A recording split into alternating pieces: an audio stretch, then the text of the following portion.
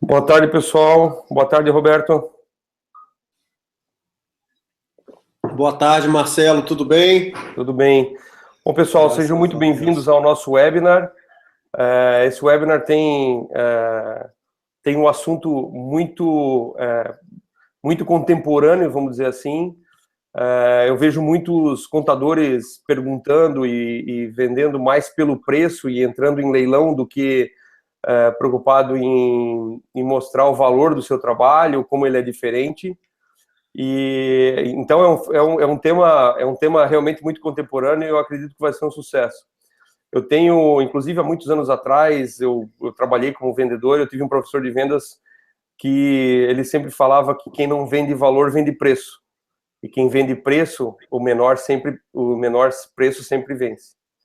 Então, quando eu vi o tema desse webinar, eu lembrei desse professor. E eu estou ansioso para ver o que tu tem para falar, Roberto. Inclusive, nós temos a transmissão ao vivo aqui pelo Facebook. Então, quem estiver passando pelo Facebook e quiser participar desse webinar, vocês têm um link para fazer inscrição, é gratuito. É só fazer inscrição e entrar na nossa sala virtual aqui para entender e para conhecer um pouco mais como vender valor ao invés de preço. Bom, Roberto, eu vou ficar aqui quietinho para aprender contigo e o webinar é teu. Vamos lá. Isso, Marcelo. Pessoal, tudo bem? Satisfação revê-los aí. Eu até queria pedir desculpa para o Marcelo, porque a gente tinha combinado no anterior uma programação e eu inverti a ordem, né? Eu antecipei esse justamente porque está todo mundo aí preocupado com preço, com valor, com crise, né? Nesse momento de crise, o pessoal está mais ansioso em entender quais são essas características aí da venda por valor. E analisando um pouco do pessoal que se inscreveu, eu percebi que tem gente também que não é da área contábil, que está participando desse webinar. Me mandaram perguntas aí já relativas às questões comerciais de fora da área contábil especificamente, e eu quero deixar claro o seguinte: a metodologia que eu vou explicar, ela é válida para qualquer mercado, mas é óbvio que aqui eu vou dar bastante exemplo, eu vou criar um processo de explicação didática com foco na área contábil. Mais para frente, se o pessoal quiser, a gente repete isso com foco em outras áreas também, tá? Bom, eu vou começar de uma forma bastante diferente, né? Para a turma que está aí, para variar, eu vou fazer as coisas um pouco diferentes, tá, Marcelo? Você não assusta, não. Eu queria perguntar para vocês todos o seguinte. Deixa eu ver aqui, compartilhar minha tela. Estão vendo aí, né? Show de bola. Estão vendo aí? O que vocês estão vendo? Conta para mim. Uma bela viagem para Disney. Não é mais o foco do Marcelo, eu sei que a praia dele já é outra, né? Porque a família já está em outro patamar de idade, né? Em outro tipo de faixa etária. Mas para quem tem filho na faixa aí até os 12 anos, ou pessoas como eu, que são crianças até os 46, adoram ir para Disney, não é verdade? Eu também adoro, eu sou fã da Disney. Eu sou fã por dois motivos. Lá eu gosto de passear, que eu viro criança mesmo, e aprendo muito com eles. Aprendo muito mesmo. Quem que quer ir para Disney hoje? Cá para nós. Fala aí, deixa eu ver aqui no... Fala aí no chat. Quem quer ir para Disney? Fala assim, eu. Deixa eu ver. Vamos ver se vai ter alguém. Sei que tem um delayzinho aí, vamos aguardar. Mas o que acontece? Quando a gente está planejando ir, a gente pensa assim, poxa, é muito caro. Então eu vou fazer algumas contas aqui para vocês, só para a gente se situar, né? Por exemplo, passagem aérea. Eu cotei aqui no site de busca de passagens aéreas, passagem para setembro, saindo de Confins, o valor de R$ 1.500. Vocês acreditam? R$ 1.500, ida e volta. Cotei também hotel. Quanto que vocês acham que custa um hotel? Lá na Disney. Esse, dentro da Disney. Longe da Lagoa do Jacaré, né? Claro. Então, um hotel bacana, até naquele complexo de hotéis da Disney, $85 a diária. Ah, Roberto, Tá indo, né? Tá indo bem. Agora, deixa eu perguntar uma coisa para vocês. Os parques da Disney, 5 dias, vocês têm ideia de quanto que custa? Pois é, eu vou mostrar isso tudo para vocês. Eu fiz as contas, para ir 2 adultos e uma criança, a gente gasta R$ 4.758 de voos, mais R$ 3.465 de ingressos, já com o câmbio de 3,50, eu fiz um câmbio médio aí, né, porque está oscilando bastante. Os hotéis, quase R$ 1.500, total R$ 9.710. Pensando assim, se a gente dividir em 10 vezes, em 6 vezes, até que dá para ir, né, Roberto? Agora que vem as questões, as grandes questões. Vamos lá. Pessoal, passaporte. Vamos supor que você não tenha passaporte. Você vai gastar R$ 252 para tirar um passaporte, para emitir o passaporte, cada um de vocês. E outra coisa, o visto. Visto americano. Suponha que você não tenha. Quanto que você quer pagar para tirar o visto? Para emitir o visto para sua família? Vou te dar um número. $160. Mais ainda, tem um negócio na hora que você vai emitir o bilhete, a passagem aérea, que chama taxa de embarque e taxa de outros serviços. Isso muda o valor de 1.585 para 2.043. Aonde que eu quero chegar com essa história? É que o seu orçamento aumenta em 40% a mais só com os extras. E agora eu vou fazer a pergunta olhando para vocês. Eu vou tirar aqui do compartilhamento tela. Estou aqui. Esses 40% a mais, quanto que você quer pagar por eles? Quanto você gostaria de pagar, Marcelo? Para emitir passaporte, para emitir visto e taxa de embarque? Fala para mim. Quanto menos, melhor. Quanto menos, melhor. Pois é. Por que será, então, que a gente vai pagar, né? Só porque é obrigatório. Aí a grande questão. Se as coisas que são obrigatórias, todos nós queremos pagar quanto menos, melhor, por que alguém acha que o cliente de alguém vai querer pagar mais só porque uma coisa é obrigatória? Mas o SPED é obrigatório? Mas isso é obrigatório? Mas isso é obrigatório. Tudo que é obrigatório na vida, a gente quer pagar o menor valor possível, preferencialmente zero.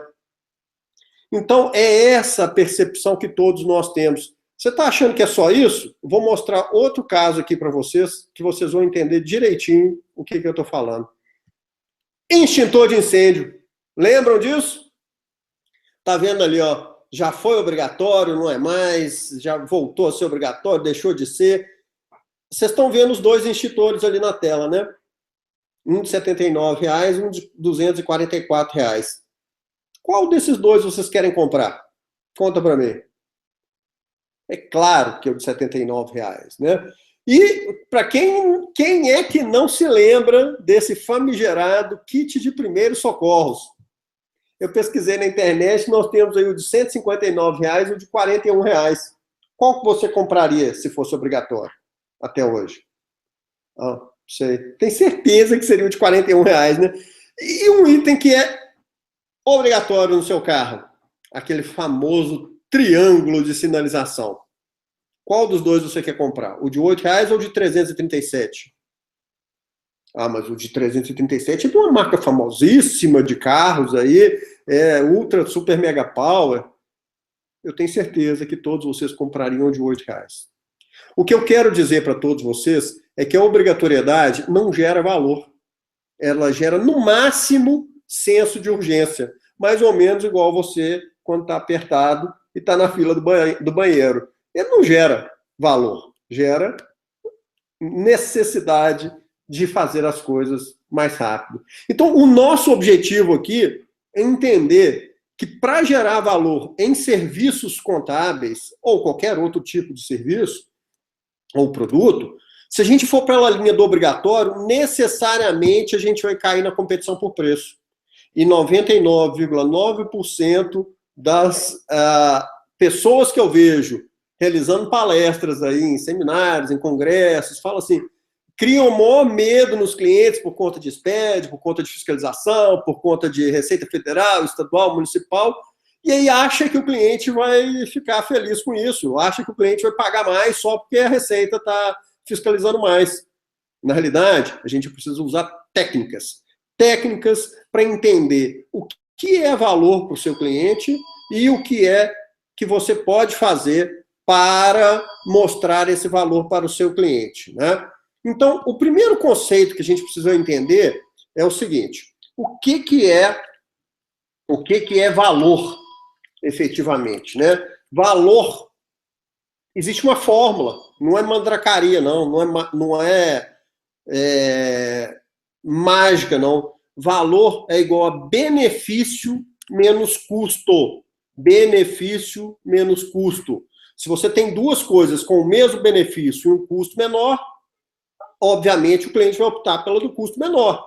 Então, qual que é a nossa saída? Mostrar mais benefício e ter menor custo para o cliente. Só tem um detalhe. O custo para o cliente não é só o preço do seu serviço, não. Tem muita gente pensando assim, se eu cobro um honorário de R$880 e o meu concorrente cobra um honorário de R$600 por mês, com benefícios iguais, o cliente vai optar pelo valor menor de honorário. Nem sempre. Nem sempre. Porque quando a gente fala em custo, a gente está falando em custo para utilização do serviço. E isso envolve o seu preço e mais um tanto de coisa ao redor do serviço ofertado.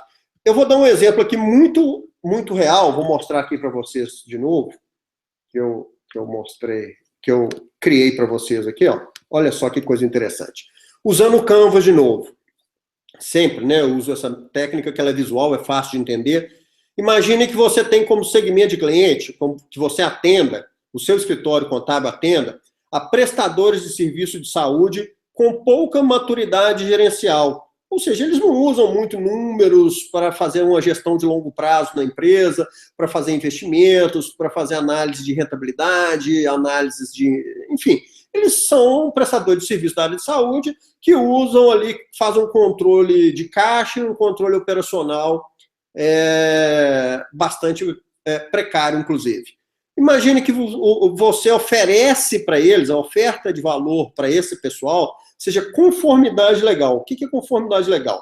Olha, o meu escritório vai te fornecer a folha de pagamento, os livros contábeis fiscais e as guias dos tributos na mais estrita conformidade legal possível. Ou seja, estaremos todos cumprindo a legislação e vou te entregar tudo via motoboy. O canal de entrega desse serviço é o motoboy. Ou seja, o motoboy vai lá naquela clínica, naquele prestador de serviço de saúde, busca os documentos, entrega no escritório, o escritório executa as atividades de escrituração e processamento da folha de pagamentos e devolve as guias e os livros também por motoboy. E para isso ele cobra R$880.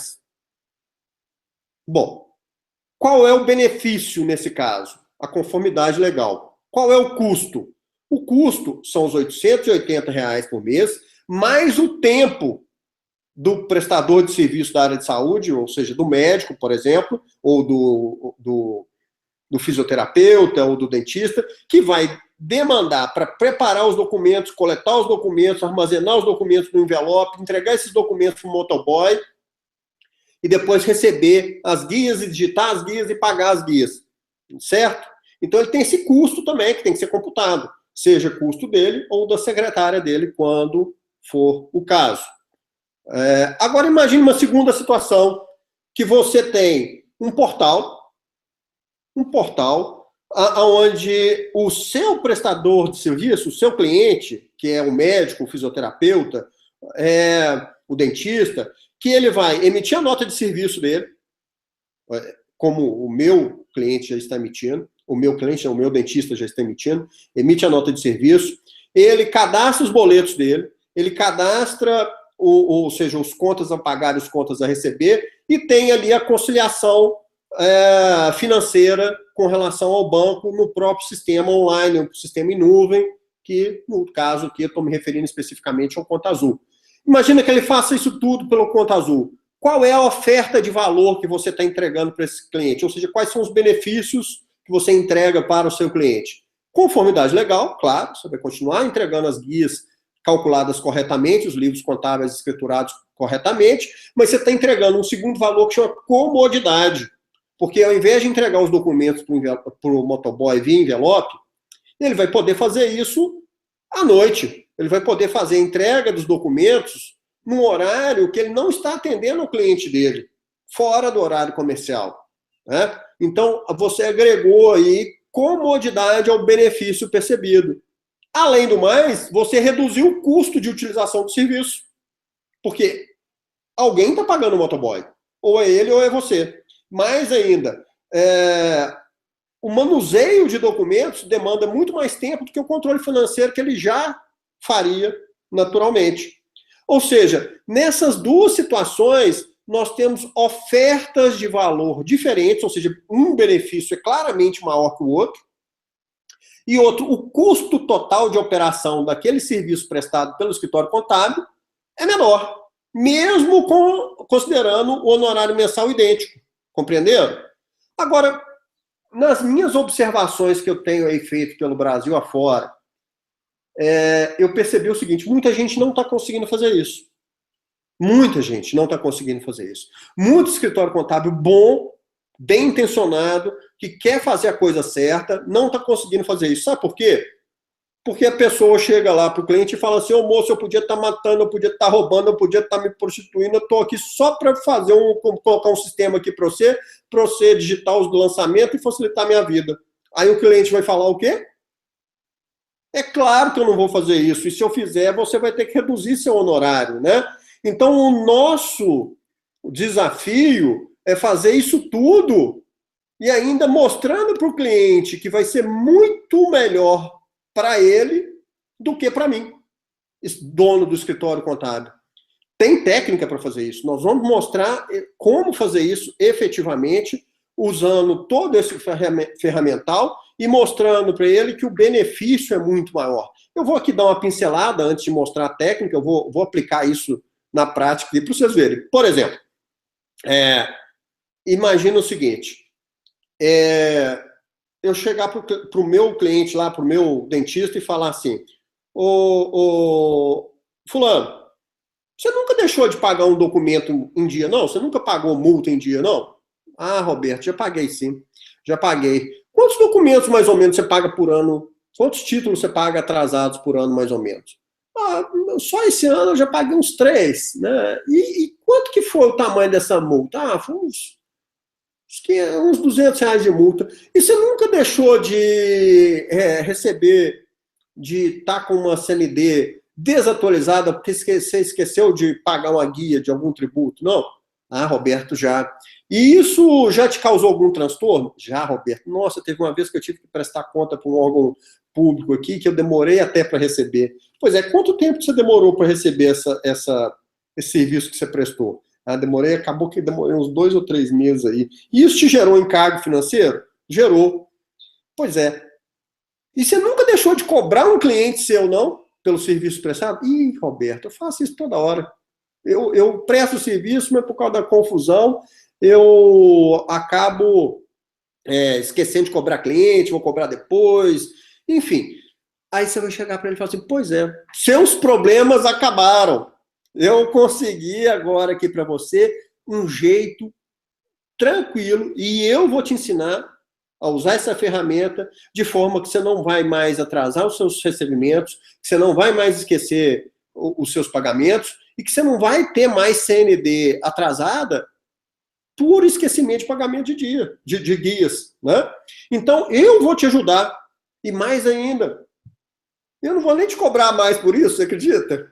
Porque nessa hora ele já está fazendo a conta de quanto que você vai cobrar para ele. E já está fazendo uma conta alta. Porque ele colocou na cabeça dele que esse serviço que você vai prestar é um serviço que vale aquilo tudo que ele deixou de pagar, ou que ele deixou de receber, ou que ele pagou de multa. Entendeu? Resumidamente, a técnica é essa, só que agora eu vou detalhar para vocês como que isso funciona, ok? Isso funciona, isso dá certo, eu aplico isso no meu dia a dia, não só eu, mas na realidade eu não inventei nada disso, são técnicas globalmente aceitas aí que funcionam em empresas de grande porte. Bom, para começar essa conversa nossa, eu vou perguntar para vocês aqui o seguinte. Quem aqui que é vendedor? Quem que está aí assistindo a gente que é vendedor? Conta para mim.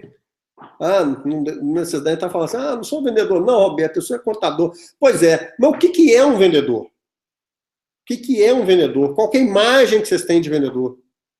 Na prática, muita gente...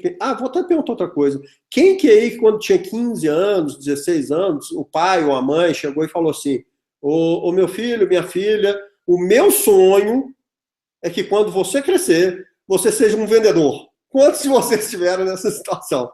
Né? Acredito que ninguém, sabe por quê? Porque a gente tem uma imagem muito ruim de vendedor. Muito ruim aqui no Brasil, porque, na realidade, olha, só para vocês terem uma ideia, eu vou contar a história da profissão de vendas aqui em 5 minutos. O primeiro livro que eu encontrei sobre vendedor dizia o seguinte, um livro de 1980, tá? Perdão, de 1880, que dizia assim, vendedor, caixeiro viajante, é um senhor bem vestido, extrovertido, bom de copo, promíscuo, que combina aparência e autoconfiança e com insegurança que frequentemente deságua em alcoolismo. Essa era a descrição do vendedor em 1880, né? É bem ruim. E essa imagem ficou na cabeça da gente, né? É a imagem da pessoa que não dá para nada e vai ser vendedor. Na bem da verdade, todos nós somos vendedores, porque vendedor é alguém que apresenta uma solução para algum problema e que essa solução pode ser uma ideia, um projeto, um serviço, um produto, né? Na realidade, existem os vendedores internos também, né? Todo mundo que está dentro de alguma organização, de algum escritório contábil, é um vendedor o tempo inteiro. Só que essa profissão foi evoluindo. Na década de 1960, o vendedor era aquele cara que apresentava o produto, fazia uma boa descrição do produto, dizia as características daquele produto e achava que a venda ia ser bem feita só por causa disso. Até hoje, a maioria das pessoas ainda faz isso. Ela descreve assim, olha, eu vou te vender um serviço que faz o seguinte, eu vou pegar os seus documentos, eu vou digitar seus documentos, vou fazer a escrituração dos seus documentos, vou gerar as guias, vou te entregar o balanço, balancete, as demonstrações contábeis, as guias, a folha de pagamento. Isso é descrição de produto. Isso é descrição de característica de produto. E, a bem da verdade, isso não funciona mais. Tá? Isso não funciona mais por vários motivos. O primeiro é o seguinte, se você descreve o seu produto, o pessoal de software também faz muito isso, tá? Descreve a característica do produto. Aí fala assim, meu software faz isso, faz aquilo outro, faz aquilo outro, faz aquilo outro. Aí lista 100 coisas que o seu produto ou serviço faz. Show de bola. O cliente pensa assim, mas disso tudo aí que você está me oferecendo, eu só preciso de 10%. Então eu só quero pagar 10%.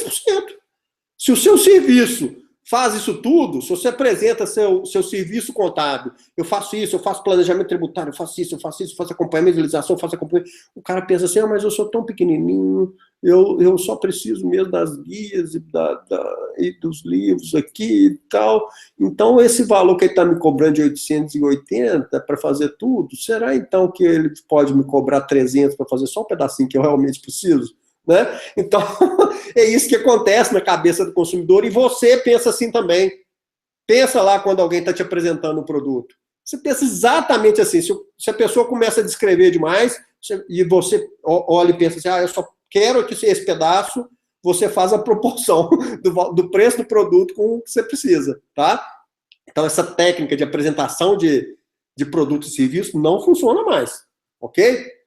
Na década de 80, de 1980, surgiram algumas metodologias, uma que veio da Xerox, antigamente chamava PSS, Professional Selling Skills, que depois virou Solution Selling, que depois virou Spin Selling. São técnicas de venda consultiva que são fantásticas, que eu uso até hoje e que muita gente se esqueceu delas, mas que aqui eu vou mostrar para vocês um pedaço, claro, dela, né? Porque para fazer um curso de Solution Selling e Spin Selling, a gente demanda aí um tempo bastante razoável, mas são técnicas que funcionam, tá? E é justamente isso, é a venda consultiva. Mais ainda, nessas técnicas, eles descrevem 2 tipos de venda. a venda transacional ou a venda consultiva. O que é venda transacional e consultiva? Se você vai comprar uma caneta, o que é importante? Né? Na realidade, olha só, a maioria das pessoas, se você entrar numa livraria hoje, você vai pegar centenas de livros sobre vendas, tá? A maioria desses livros são focados em vendas transacionais, venda de produtos de baixo valor e que o cliente vai lá, compra e nunca mais vê aquele vendedor. Então, você usa técnicas de fechamento do tipo assim, esse é o último produto em estoque, se você comprar agora, você ganha um desconto, se você levar agora, eu te divido em 3 vezes. Então, são técnicas de fechamento de vendas, mas que não funcionam para serviços de alto valor e não funcionam para serviços onde o contato entre a empresa e o cliente se dá em longo prazo. Por quê? Porque na venda transacional, naquela venda de alto impacto ali, você pode até comprar a caneta por uma questão de impulso. Mas se der errado, se a caneta for ruim, se você for enganado, você não vai contar para ninguém. Ninguém precisa saber que você fez uma compra mal feita, né? Numa venda consultiva, não. Se você está comprando um serviço contábil, se o seu cliente está comprando um serviço contábil e ele faz uma compra mal feita, todo mundo fica sabendo. Os funcionários dele, os sócios dele, até mesmo os clientes dele. Então, isso exige uma técnica mais apurada, que é justamente essa de venda consultiva que a gente tem. A notícia que eu tenho para dar para vocês é que isso tudo mudou. No século XXI, no terceiro milênio, nos anos 2000, o consumidor mudou. Só para vocês terem uma ideia, hoje nós estamos vivendo a era do superconsumidor. O que é isso?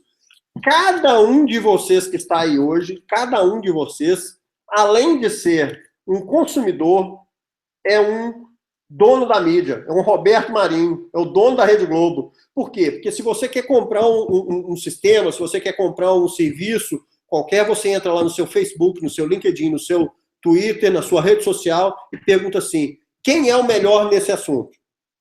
Quem é o melhor? Aí vão ter 200 pessoas falando bem e 200 pessoas falando mal. E aí? Como é que você fica nessa história, né?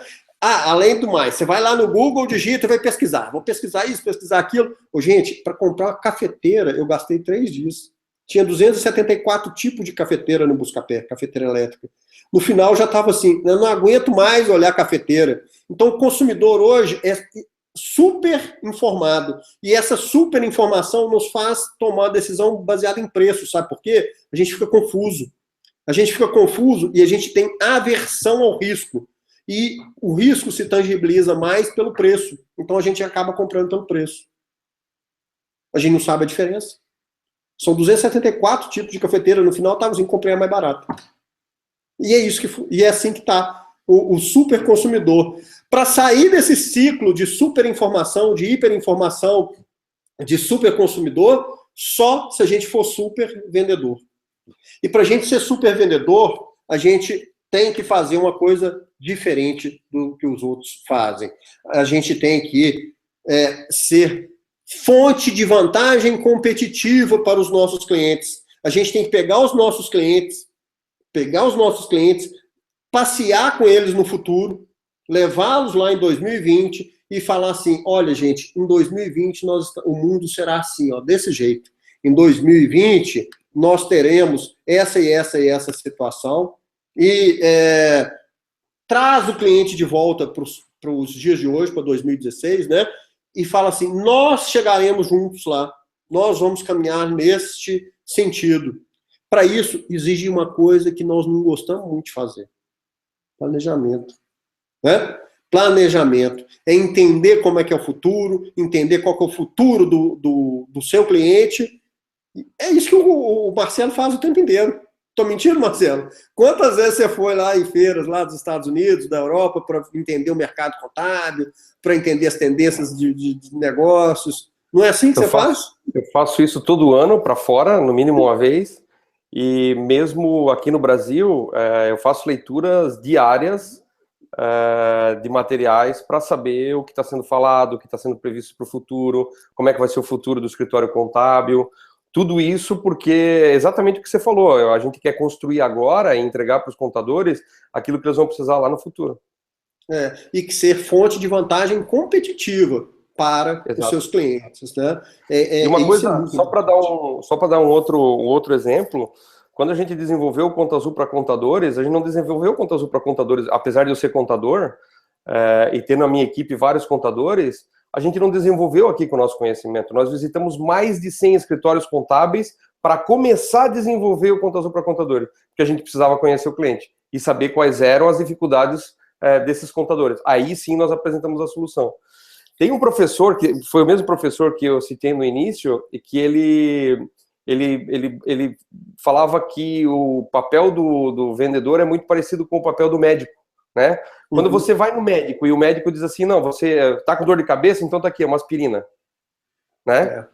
Então assim, ele nem perguntou, ele não investigou melhor qual é a necessidade ou a causa daquela dor. Porque, na verdade, a maioria das pessoas, quando quer comprar alguma coisa, ela sente uma dor, mas ela não sabe qual é a causa da dor. E é o vendedor que vai determinar a causa dessa dor, vai ajudar, fazendo perguntas. Então, assim, se você chega no médico e ele já dá medicamento só olhando para tua cara, você já não confia no médico. E eu vejo que os contadores fazem muito isso hoje, né? Então, tá aqui, o que tu precisa aqui, ó, folha de pagamento, fiscal e os documentos contábeis. Pronto, acabou. O processo de vendas é um processo investigativo. É aí que a gente vai chegar. A gente divide esse processo em 4 fases. A abertura, que é onde você começa a criar relacionamento com o seu cliente, trazê-lo para segurança, mostrar que você é uma pessoa confiável. Depois a gente passa para um processo de investigação, de diagnóstico, depois a apresentação de solução e só depois o fechamento. Dessas 4 fases, na venda consultiva, a investigação e a apresentação da solução são as 2 fases mais importantes, né? Na venda transacional é o contrário. O vendedor bom de papo, que dá um bom de chaveco e dá uma fechada boa na venda, ele vende rápido, né? Mas é aquela venda transacional, de baixo valor. Então não adianta você ser um cara de bom relacionamento e cheio de técnica de venda, que não vai resolver o seu problema, né? Você vai continuar vendendo por preço. Na venda consultiva, o que importa é o diagnóstico e a apresentação da solução, né? Eu fiz uma adaptação dessas metodologias todas aí, vou mostrar para vocês, e o que acontece. Vou mostrar aqui agora. Na realidade, a gente tem alguns passos. O primeiro ponto é você entender o seu modelo de negócio. Lembra do Canvas? Nós vamos marcar um próximo o webinar aí, Marcelo, se vocês permitirem, né? Só para eu explicar para o pessoal essa técnica do Canvas, como que eles podem fazer modelagem de negócios, ou seja, entender como o escritório contábil funciona a partir do Canvas. Vai ser ótimo. Vai ser ótimo. Isso deixa muito claro para as pessoas o que é valor, o que é benefício, né? E qual é o segmento de mercado que eles atuam, porque é outro assunto que é fundamental. Porque sem a definição clara de segmento de mercado, você não consegue fazer um bom diagnóstico, você não consegue viajar no futuro. Imagina que você atenda aí indústria, serviços de saúde, serviços de tecnologia da informação, comércio varejista, comércio atacadista. Como que você vai entender desses mercados todos? Cara, não tem jeito, né? E segmento, muita gente se confunde, segmento não é ramo de atividade só, né? Ramo de atividade é uma das formas de definição de segmento, mas a definição correta de segmento de mercado é um pedaço do seu mercado total. Nós temos 10 milhões de empresas legalmente constituídas no Brasil. Qual é o seu pedaço? Aonde você é bom? Você não é bom em tudo.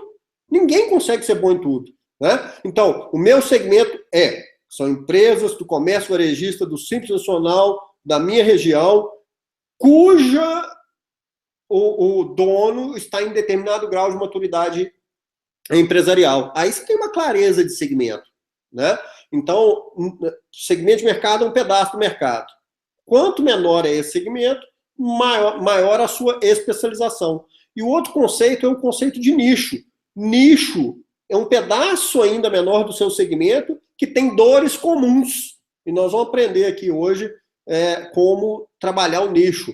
A partir do nicho, a gente define o persona, que é o representante ideal daquele nicho, determina a proposta de valor e passa a trabalhar marketing digital com o solution e o spin selling, né? Então, para ir adiante nessa metodologia, eu vou mostrar para vocês um caso aqui, nós vamos estudar esse caso real, tá?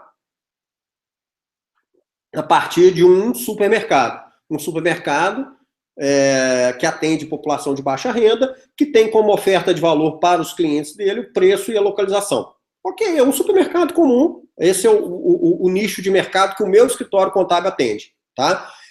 Com a entrada do SPED e outras tecnologias tributárias, esse supermercado se viu cada vez mais apertado e cada vez mais tendo que atender também não só os clientes dele, mas também o governo, através da Receita Federal, da Secretaria de Fazenda, e tendo que cada vez mais buscar mecanismos ou ferramentas de gestão, ok? Então, esse é o nosso cenário. Bom, uma das coisas que a gente precisa entender é que, dado esse segmento de mercado aí, ou seja esse que eu estou usando de exemplo, ou qualquer outro segmento de mercado, a gente tem que entender que o cliente, ou seja, o persona, esse representante ideal do nicho, ele passa por fases ao longo da vida dele. Primeiro, ele está tranquilo com relação a um determinado problema, por exemplo, com relação à conformidade legal tributária e trabalhista, primeiramente ele está tranquilo, depois ele fica incomodado, depois ele começa a pesquisar soluções analgésicos para aquela dor dele, e depois ele passa a ser comprador de algum serviço. Eu posso te garantir que 90% do mercado, seja qual for, de qualquer segmento, está tranquilo com relação a algum problema. Então, imagina que você tem esse dono de supermercado que está dentro desse contexto aí de uma fiscalização maior, né? De novo, 90% dos supermercados, naquela característica que eu falei, estão na fase de tranquilo. Qual é o nosso desafio, então? Transformar o tranquilo em incomodado. Para isso, a gente tem que entender as dores dele, né? Entender as dores desse segmento. E aqui, de novo, só para reforçar os conceitos, segmento é um pedaço de mercado, vocês estão vendo aí na tela 2 supermercados, né? Duas mercearias do mesmo porte, da mesma região, do mesmo tamanho, mas que estão claramente em situações diferentes, em níveis de maturidade empresarial diferentes. Então, quando a gente fala de persona, a gente tem que trazer o representante ideal de um determinado nicho, ok? E cada persona cada personagem tem dores potenciais. Ali eu listo, depois eu posso mandar para vocês, uma cartilha, um menu de dores potenciais que determinados personas podem ter ou não. Bom, uma vez definido o segmento, o nicho, nós temos que trabalhar o persona e a proposta de valor. Então, nessa figura, que é muito bacana, primeiramente a gente trata, aqui que vocês estão vendo em amarelo, ó, as tarefas do persona. Imagina que aquele senhor, esse senhor que está aqui na mercearia dele, seja o seu Joaquim. Seu Joaquim, quais são as tarefas que ele executa no dia a dia dele? Ele controla o estoque, ele controla o caixa, ele controla contas a pagar, ele recebe as vendas, ele controla as mercadorias, os funcionários, ele controla a cadernetinha dele lá do contas a receber. O segundo passo é definir quais são as dores em que estão ali em vermelho. Quais são as dores, o que pega no persona, aonde que ele reclama? Ele reclama de impostos, de burocracia, ele reclama dos funcionários, ele acha ruim dos furtos, ele acha ruim custo alto, ele detesta inadimplência, ele detesta multa, ele detesta fiscalização, ele detesta perder venda, ele não gosta de reclamação de cliente, ele não gosta de que mercadoria falte, né? Então, você vai mapeando ali as dores dele. Depois, você define o que dá alegria para ele. Dá alegria para ele vender muito e receber as vendas, né? Aí, do lado de cá no quadrado, que é a proposta de valor, você vai elencar o que está neste pedaço aqui, os seus produtos e os seus serviços. Então, eu tenho ali a contabilidade, o processamento fiscal, processamento de folha de pagamento, os registros, né, de processos paralegais, as questões ligadas a planejamento tributário e tudo mais. Então, eu faço ali a lista dos meus serviços. O que está aqui em marrom são os analgésicos. Ou seja, eu escrevo como que os meus produtos minimizam ou eliminam as dores do meu cliente. Então, eu escrevo exatamente assim. Aqui eu não escrevi tudo porque não coube na tela, né? olha, o meu planejamento tributário é capaz de ajudar o meu cliente, o seu Joaquim, a reduzir os impostos dele. As minhas orientações fiscais e trabalhistas podem ajudá-lo na redução da burocracia e na redução das multas, diminuindo a quantidade de fiscalizações que ele pode ter. O meu sistema financeiro pode ajudá-lo a receber, a não perder vendas, a não faltar mercadorias e a não pagar multas relativas a títulos em atraso. Entenderam? Então, o analgésico é a explicação do seu produto e serviço, como que ele alivia a dor. É a sua prescrição, é a sua receita, né? Então, você está do lado de cá descrevendo ácido acetil salicílico, paracetamol, né? Essas coisas todas que o cliente não entende, ele não entende produto e serviço. Do lado de lá você tem as dores e do lado de cá você tem a receita do médico. Da mesma forma, aqui em cima você tem os seus geradores de ganho, de alegrias. Então, o meu acompanhamento personalizado dos meus clientes viabiliza ou facilita meu cliente a vender muito mais e a receber melhor aquelas vendas que ele tinha para receber. Ok? Então, esse trabalho, gente, é fundamental para a gente começar qualquer ação de marketing ou vendas. Se você não conhece o seu persona, se você não conhece o seu segmento de mercado, não adianta tentar vender valor, você só vai vender preço. Preço. Se você não conhece seu cliente, não dá para fazer venda por valor. E aí eu vou responder um tanto de pergunta que veio para mim aqui já. Roberto, eu posso trabalhar com muitos segmentos? Pode. Você pode trabalhar com quantos segmentos você der conta de estabelecer o persona e a proposta de valor. Só que cada bolota e cada quadrado daquele, cada persona e cada proposta de valor é um modelo de negócio. Então, se você trabalha com... Roberto, teve uma dessas viagens que eu fiz para os Estados Unidos para ver um evento de contabilidade, teve uma apresentação muito parecida com essa, que ele dizia assim, que muitas vezes o escritório contábil define como persona com uma única pergunta, é assim, você tem talão de cheque? Se tem, eu atendo. Exatamente. É tipo persona, isso, né? Isso são características que você vai colocando ali, né? Do seu cliente. Exato, então, exato. Não são características só... muitas vezes até são psicológicas, porque como é que você vai definir o grau de maturidade empresarial de uma empresa? Se ele tem talão de cheque, se ele tem conta bancária, né? Se ele controla quantas contas bancárias ele tem, se ele faz planejamento de compra de mercadoria. Então, são informações que você precisa coletar do seu cliente para entender melhor o seu persona. Agora, você quer trabalhar com 10 personas diferentes? Ok, show de bola. Você vai trabalhar com 10 modelos de negócio diferentes. Se você tem braço para isso, show de bola, vai em frente. Eu não consigo. Eu só consigo trabalhar com 2 ou 3 personas no máximo por vez. Porque são 2 ou 3 modelos de negócio diferentes, tá? Vocês vão perceber. São canais de comunicação diferentes, são serviços diferentes, atividades diferentes que você vai executar, são custos diferentes, são relacionamentos diferentes, né? Na hora que a gente for explorar o Canvas, no próximo webinar, vai ficar muito claro para vocês que é possível? Não é viável trabalhar com muitos segmentos, tá? Bom, a definição clara de persona e proposta de valor serve para quê? Para traçar ação de marketing, né? E aí nós vamos entrar. Então, o que é ação de marketing? Vamos lá. Tem muita gente que explica de várias formas o que é ação de marketing, e eu para exemplificar, eu trouxe essa figurinha ali, que é uma árvore.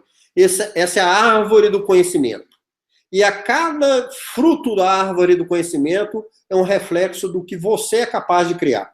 Você é esse jardineiro que está regando ali essa árvore do conhecimento, que é o seu blog, que é o seu site. Aliás, ali entra um outro aspecto, depois a gente pode marcar um outro webinar, só para discutir essa figura, que a gente gasta aí bem 1 hora para discutir esse fruto, essa árvore do conhecimento ali, mas você tem que regar essa árvore com notícias, com artigos, com entrevistas e com eventos que vão reforçar junto ao seu persona a sua autoridade e a sua referência. Então, você vai colocar notícias do setor dele, artigos que interessam a ele, entrevistas com clientes seus que você resolveu dores deles, que vão dar depoimentos, que vão dar credibilidade e referência para o seu trabalho. Você vai fazer eventos online ou físicos para aquele persona, e na medida em que você vai recheando essa árvore, isso vai se multiplicando, né? Pelo Facebook, pelo LinkedIn, pelo Twitter, fazendo webinar, colocando no seu blog, colocando no site da Associação Comercial da sua cidade, no site da Federação, da Associação Médica, enfim, é a árvore do conhecimento. E a partir dessa árvore do conhecimento que você vai criando conteúdos de alta relevância para aquele persona, você vai educando esse persona e vai, primeiro, trazendo para a sua árvore, para o seu blog, para o seu site, para o seu Facebook, para o seu LinkedIn, para o seu Twitter, os personas que estão tranquilos e deixando-os incomodados. Então, quando você começa a falar de, por exemplo, vamos voltar aqui, de problemas de fiscalização trabalhista ou de multas trabalhistas por descumprimento de legislação ou de processos trabalhistas por parte dos funcionários, e você tem um analgésico para isso, você vai começar a escrever conteúdos para mostrar para ele que o mundo é muito mais complexo do que ele imagina. Só que você tem que escrever na linguagem dele, e aí ele deixa de ser tranquilo e passa a ser um incomodado. E aí ele começa a pesquisar mais aquele assunto e começa a comparar o seu escritório, o seu serviço com o escritório, com o serviço de outras pessoas. Então ele entra na fase do comparador. E aí você tem que começar a escrever conteúdos, produzir conteúdos que vão mostrar para ele a sua diferença, o porquê que você é especializado naquele segmento, porquê que você consegue resolver a dor dele, enfim, mostrar para ele o porquê, vai explicar o porquê de você. Tá? E a partir dessa fase aqui de comparador, comprador e avaliador, isso já sai do mundo digital e passa para o mundo físico. Claro, se a gente está falando num escritório contábil que atende 100% online, coisa que eu já falei, e depois a gente, né, no anterior, eu acho que é um retrocesso, mas enfim, se você está falando em monocanal, em single channel, 100% online, essas etapas todas, até a compra, são eletrônicas, são online, são no mundo digital. Mas se você está falando no escritório físico, você consegue trazer para o seu site, para o seu blog, para o seu Facebook, até o pesquisador. Depois ele vai dar um sinal para você e vai falar assim: ô Roberto, eu queria marcar uma conversa com você pessoalmente. Ou vai te ligar e vai pedir uma reunião, e aí começa a fase da venda presencial, e não mais do marketing e da venda. Não mais do marketing de conteúdo. Então aqui eu listei, só para título de exemplificação para vocês, alguns conteúdos que seriam interessantes para transformar o seu cliente o seu futuro cliente em incomodado ou pesquisador. Por exemplo, 5 sinais de que seu supermercado está com risco trabalhista. Como reduzir os custos tributários do seu supermercado? 7 maneiras de reduzir ações trabalhistas no seu supermercado. Como melhorar o controle de impostos no seu supermercado e enfrentar a crise? Enfim, o que eu estou falando, gente, é para escrever na linguagem do persona e não na sua linguagem.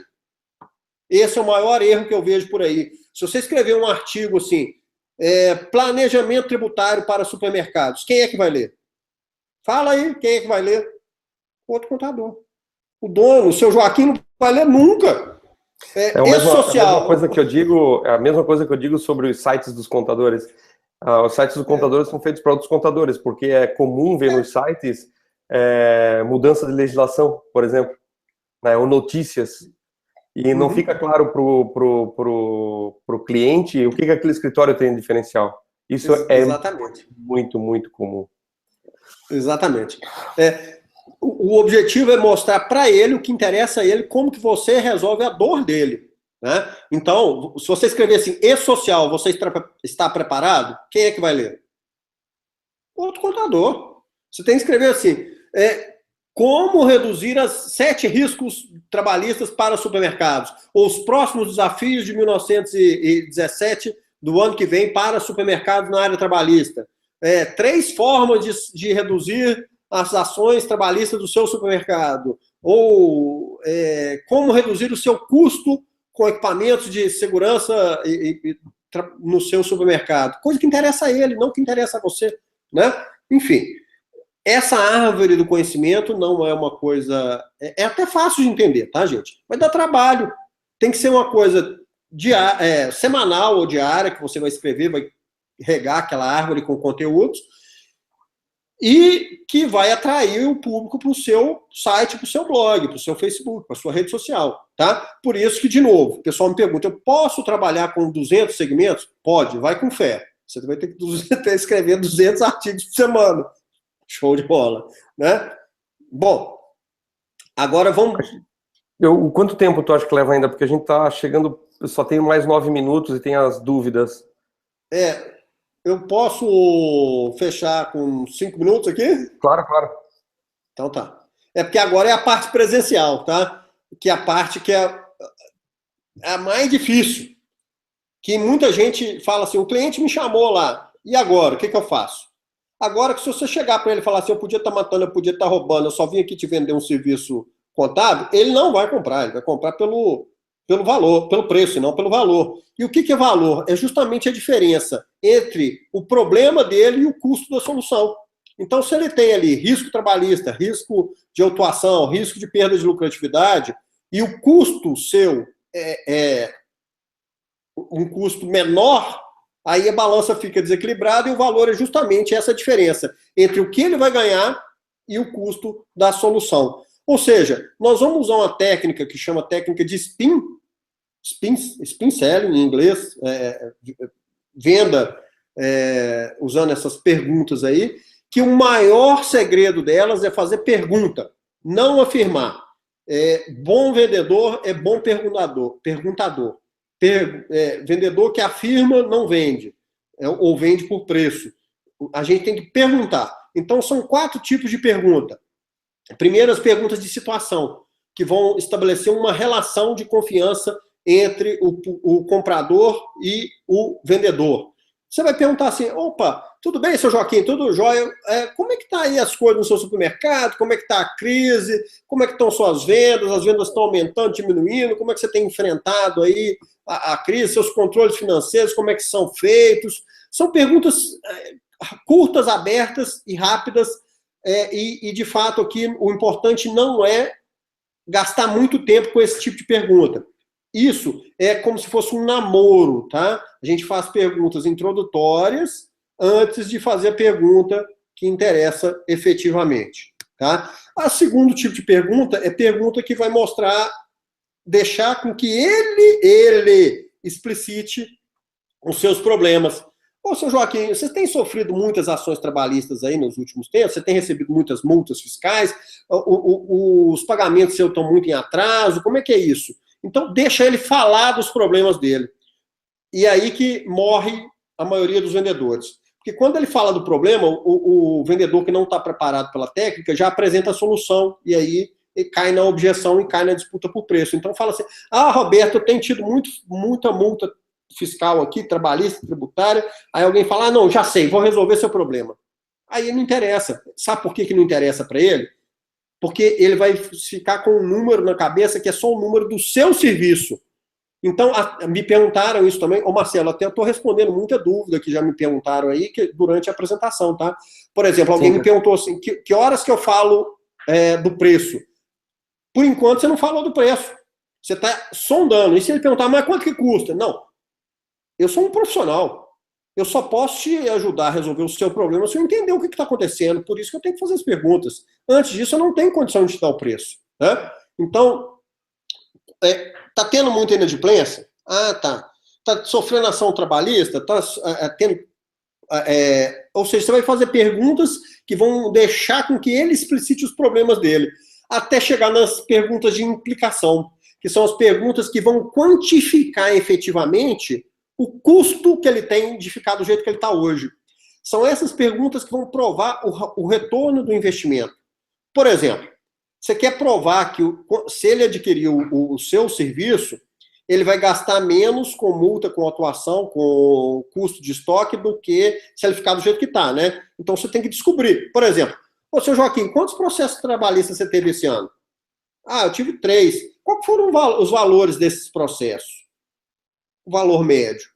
Quantas multas o senhor teve nos últimos 3 anos fiscais? Qual foi o custo atual seu de estoque? Qual que é o seu custo de estoque? Qual que é o seu prazo médio de pagamento? Qual que é o seu volume atual de vendas? Quantas homologações no sindicato são recusadas? Qual a frequência que você tem de reprocessamento de folha? E aí você consegue mensurar financeiramente quanto que custa para ele ficar do jeito que ele está.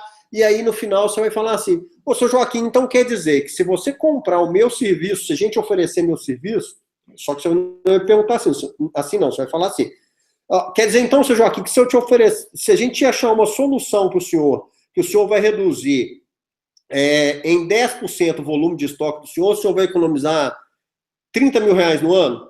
Quer dizer então que se a gente reduzir as ações trabalhistas do senhor pela metade no ano que vem, o senhor vai economizar 40 mil reais? Quer dizer, então, que se o senhor economizar, se o senhor reduzir as multas fiscais do senhor em 10%, o senhor vai economizar 30 mil reais? Ou seja, você vai fazer perguntas que ele vai concordar e na cabeça dele, mesmo que ele não responda, ele vai ficar com um número que é o número do seu serviço. Então, se você somar isso tudo que eu falei ali, vai dar uns 100 mil reais, né? Aí ele vai ficar pensando assim, puxa, que contador deve ser caro demais, né? O cara está aqui falando em reduzir 10% dos meus estoques, 10% das minhas ações trabalhistas, e esse cara vai me cobrar uns 12 mil, 13 mil por mês no mínimo. Aí na hora que você apresenta o seu valor, ele vai pensar assim, nossa, estou levando vantagem, estou ganhando lá em cima daquele cidadão, né? Ele vai reduzir o meu valor e ainda eu vou ganhar dinheiro com isso. Ou seja, o processo de venda só é bom mesmo se o seu cliente percebe que ele ganha mais que você. E para isso você tem que perguntar. Você não pode afirmar, né? Com isso, eu encerro assim, mostrando que existe uma metodologia que é baseada, primeiro, na definição de segmento de mercado, só para recapitular, definição de nicho, definição de persona, definição de proposta de valor, definição das ações de marketing de conteúdo e aplicação da técnica de spin selling, que é basicamente pergunta para quantificar o ROI daquele serviço que você vai prestar, né? Acho que, resumidamente, é isso, Marcelo. Sobraram aí. Eu tô vendo aqui que as perguntas tem várias, a grande maioria você respondeu. Tem muita pergunta como eu coloco o preço de consultoria, e você já falou que é mostrar valor. Você mostrou a técnica de fazer as perguntas, entender quem são as pessoas. Deixa eu falar um pouquinho sobre essa, pode? Pode, claro. Dá tempo? Porque tem muita gente que calcula o preço do serviço só com base no custo mais a margem. Ou seja, você custeia o seu serviço, faz o custeio baseado em atividade, aplica sua margem de lucro, e aí você tem o preço do seu serviço. Ok, isso é o preço do seu serviço. Mas o valor do seu serviço é outro, ok? O valor do seu serviço, quem diz é o cliente. Se você mostra para ele que com o seu serviço ele vai economizar por ano tantos mil reais de imposto, ou tantos mil reais de autuação, ou tantos mil reais de custo de estoque, ou tantos mil reais de multa de recebimento de cliente, né, de atraso de recebimento de cliente, de juros de recebimento de cliente, isso é valor. Então você pode calcular o seu custo da atividade, o custo do seu serviço, aplicar a sua margem e aplicar o seu valor. É diferente, é muito diferente, tá? Nós estamos falando em venda de alto valor. Não tem jeito de fazer isso sem definir segmento, nicho, persona e fazer as perguntas de spin. Não tem jeito, tá? Tem mais perguntas? Não tem? Tem. Eu estou relendo todas aqui e eu estou vendo que a grande parte delas está sendo respondida. Tem uma aqui que eu acho que a gente não respondeu, é do meu xará, inclusive. Ele pergunta, como conta azul pode ser um diferencial para eu mostrar mais valor? Adorei essa pergunta. Bom, eu vou contar para vocês como é que tem alguns... Oi, pode falar. São duas coisas que eu percebo. Ele agrega o valor chamado comodidade. Isso para mim ficou muito claro, né? Porque você tem seu escritório funcionando 24 horas por dia, 7 dias por semana. Agrega o valor precisão. né, ou eficiência para o próprio cliente, agrega o valor também, eficácia nos controles financeiros, ou seja, você deixa de pagar a multa por pagar atraso, títulos em atraso, e deixa de pagar juro para o banco que você recebeu em atraso. Isso aconteceu comigo. Né? Você sabe que eu te contei isso, né? Isso aconteceu comigo, né? Então, assim, em termos de valor, eu vejo isso, mas tem muito mais detalhe aí que você pode colocar para a gente, né? Eu tenho, por exemplo, um contador que está fazendo o seguinte, ele vê o que o cliente não tem controle nenhum e ele mesmo sofre com isso, né? Como é que ele transforma isso em valor? Ele diz assim, olha, tu está tendo problema com isso, isso, isso, né? Ou ele pergunta, pô, tu consegue pagar em dia? Tu consegue receber em dia? Como é que tu emite boleto? Como é que tu controla teu financeiro, sabe? E aí ele faz essas perguntas para qualificar. No final ele diz assim, poxa, se eu te entregar sem custo nenhum um software de gestão, nós conseguimos resolver tudo isso, certo? Certo, beleza. E aí eu vou te cobrar R$1.000 para fazer a contabilidade. Se tu não usar o software de gestão, eu vou te cobrar 1.200. E aí ele dá o software de gestão, no caso o Conta Azul, pro cliente. O cliente, a grande maioria dos clientes, acha que software de gestão é um negócio super caro, por isso que eles controlam em papel, controlam em planilha. E se for olhar o Excel hoje é muito mais caro do que usar o Conta Azul, né? Com certeza. Então esse é um dos exemplos de como mostrar valor. Porque o cliente não vai esperar que o contador vai dar, entre aspas, um software de gestão para ele. Posso aplicar o SPIN nesse caso? Deve. Então, olha só, imagina que se a gente está falando para médicos, tá? Você vai chegar assim, ô, doutor, tudo bem? Doutor Marcelo, tudo bem, doutor? Como é que tá aí seu consultório? Tá indo bem? Falo, aí tá jóia, com a crise o pessoal ficou mais nervoso, tô receitando aqui muito ansiolítico pro pessoal, não tô ganhando dinheiro demais da conta, né? Aí, ô, doutor Marcelo, quanto que é o valor, mais ou menos, assim, da sua consulta? Ah, Roberto, é uns R$500, né, a consulta aqui. Eu não atendo mais pro plano de saúde, né? E você está com o dia todo lotado? Tô atendendo 10 pessoas por dia aqui, não estou aguentando mais atender gente, estou ganhando muito. Ô, doutor Marcelo, e os controles financeiros aí? Como é que você está? Ih, Roberto, tá uma bagunça. Eu tenho aqui conta que eu não pago em dia, que dá uma confusão, minha secretária se embola toda aqui. Ô, doutor Marcelo, quantas boletos você atrasou aí nesse mês passado? Ih, atrasei isso. E os reembolsos aí das cirurgias que o senhor fez, demorou para receber? Poxa, aí você vai fazendo essas perguntas para quantificar, até o Marcelo falar para você quanto que ele está perdendo de dinheiro por não usar.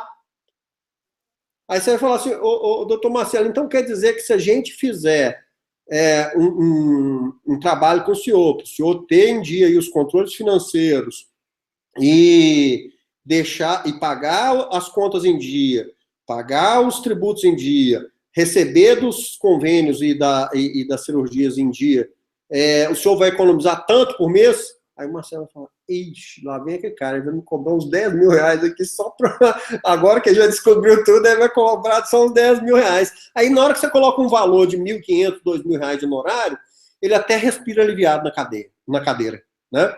É essa técnica, é deixar o cliente com a sensação de que ele está ganhando muito. Exato.